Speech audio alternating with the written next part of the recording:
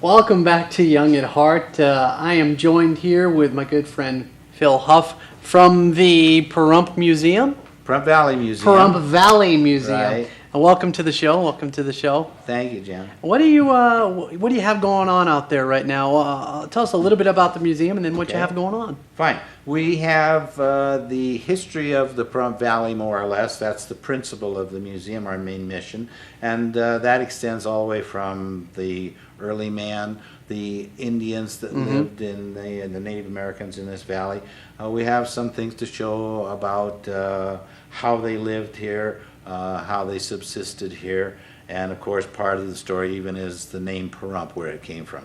But ongoing, we have been very successful for the last, almost from the year we started, so I'm going to say the last 6 years. Okay. We've had a lecture series on every second Saturday of the month from January to June. Okay. We have a lecture series, and we've had, most of the time we have lecturers there that tell about the history of Pahrump. So it's very interesting. Sometimes it can be very funny, sometimes it can be very serious. It's always enjoyable. We have a regular following that comes every meeting. But this year, when we ended in June, the reason we did it earlier in the year is because we know that there's snowbirds here, and the snowbirds are looking for something to do. So this is really cool to go to the museum and hear a lecture. And we stopped in June. This year we had a comment from a lot of people, why do you stop? So we kept going. Oh, good. So this year we've extended all the way to September. And the next lecture we're going to have, I wanted to talk about today, and it's a young man, he's in his 30s, Jay Hodges, and he's a wood carver, a whittler. A whittler? A whittler. And his grandfather taught him whittling. He's like many people in Pahrump. He's not from Pahrump. He's from California. And we're showing a picture of Jay right now. Of Jay right now, with his whittling, holding a stagecoach that he whittled, and it's a little bit mind-boggling to describe to people that that's whittled out of just plain wood, and there's no metal.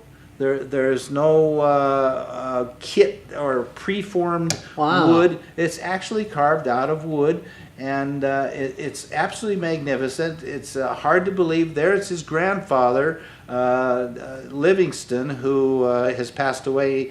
He carved all kinds of wagons and taught Jay how to carve. You can see on the right hand all the barrels. Just for the heck of it, he used to carve barrels because he put them in his dray wagons and in his ones that were for the breweries and so on. And he did hundreds and hundreds of those barrels.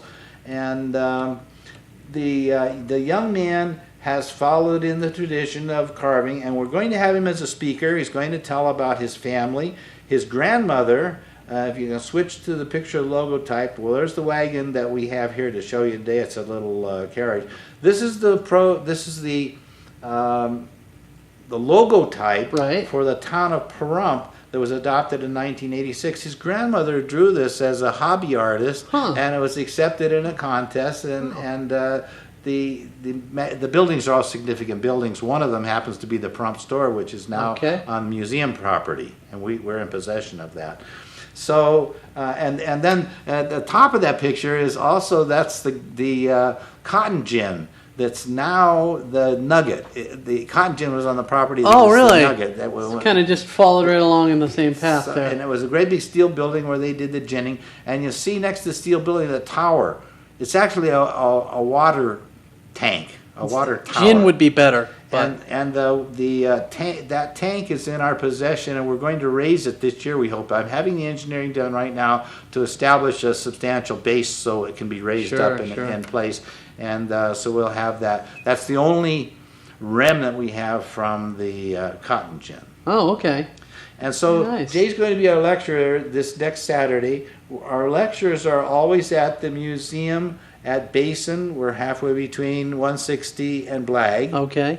It's at 1 o'clock, and it's free. And who are we seeing up there? This is his grandmother. She's the artist. She's the artist you were talking about. Pahrump logo type.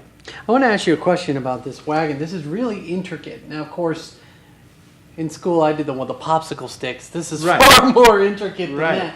But this is beautiful. You were telling me something in the green room about his grandfather, about how he did these, and evidently he almost had a production line on those. He just made them all the time, and he numbered them. So that one's 200, I think, on it. It's made quite a few of them. This is amazing. They made all these barrels. This is it rolls. It looks like it has metal. I hope this doesn't fall off the wagon. Yeah, it will fall off the wagon. That was a good one. Thank you. And he just carves everything out of wood, and then he puts some stain on it, so it looks like it's metal, and it isn't really metal. It's all wood. This is something else. It's intriguing. So we're going to have him come and talk about when he's been in Pahrump since before high school. He went to high school at Pahrump Valley High School. He was a volunteer fireman for many years when they unionized the fire department. He's down the road on that. But he does a lot of charity work. He's a very nice young man, and he'd like to tell us about Pahrump, his experience with Pahrump, but also about the wagon carving. And we've asked him to bring one that's in progress so that he can do a little carving and we could witness how he does this magnificent kind of artwork. And he's going to bring some wagons, and we're going to have a free raffle and give away some wagons. Wow, so it's a chance for folks to come out and get a wagon. They're worth something. These are very, very valuable, and he's going to give them away. I'm astounded. So you have a good opportunity to get a nice souvenir. Phil, what do you have after this lecture? What's your next one coming up? Our next one is going to be Henry Butch Neff. And the old-timers in Pahrump were very familiar with the name. Butch was raised here. Butch has been in the real estate business all of his life with his wife Liz Provenza. It's Provenza Neff on Frontage Road. They're both from long-time families here in Pahrump. They own a considerable amount of property and so on. Butch is, I've heard some of the stories that he told me personally. He flies an airplane. Okay. There's some other people that fly airplanes in this town that grew up with him, and their big thing was they saved up their money and bought an airplane or something, and they decided they'd fly around in a little airplane. Probably was a little Piper Cub, a little Cessna, right? But the funny part of the story is, and it's the same as a lot of people tell stories in the lectures, in the old days there were so few people living here, and so little traffic, no traffic to speak of. Most of them say they didn't drive on the roads, they drove across the diagonal. You just drive across the field to where you're going. You see it down there, you drive down there. Don't disturb a crop, but if it's a dirt field, you just drove it. You don't use the road, it was out of the way. But Henry told about how when they were flying, the deal was you flew to where you wanted to fly and just land on the road. So they flew the airplanes all over the place and landed right next to the farm they were going to visit or their own house or something like that, and then just steer it off the road and park it and get back on the road and take off.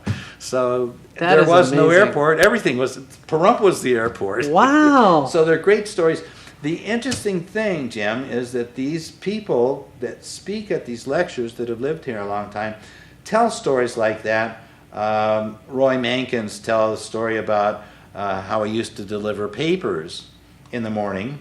They'd bring the newspapers from Las Vegas, believe it or not. And he had 6 customers on his route. Oh, jeez. And he told about how he'd get up early in the morning, they'd leave the papers at his house. Yeah. There were 6 farms that he had to deliver to. So he'd fold the papers, put them in the saddlebag of his horse, and ride to the 6 farms. Oh. And everybody just laughed like crazy. Well, what he was telling was just an actual fact. Just relating a story. But everyone thought it was so funny, and they laughed. They just have the most fun at these lectures because sometimes the lecturer is a little appalled at the laughter when he doesn't expect. He's not telling a joke, he doesn't think. But it's very, very enjoyable. And Henry's going to be the same way. Okay. He has a long-term story to tell here, and a lot of the younger people, or the not so young now, but when they were younger, were the people growing up here that are still here. Great. These people didn't leave. Where can they find out more information? We're a little less than a minute to go. Where can we find they can call to the museum. It's 751-1970, 1970. Talk to Celine. She's our girl there, and she can tell you anything you want to know. And these take place when? On second Saturday, which is this coming Saturday. Okay. This next Saturday is the lecture with our carver, and it's at 1 o'clock. Okay, we have lots of parking. We have good air conditioning, nice seating, good sound. The master of ceremonies is kind of a fraud, but that's because they can't get anybody besides me. So well, we'll have to find out more about that. Go on out to see Phil at the Pahrump Valley Museum, and we'll be right back here on Young at Heart. I'm tongue-tied.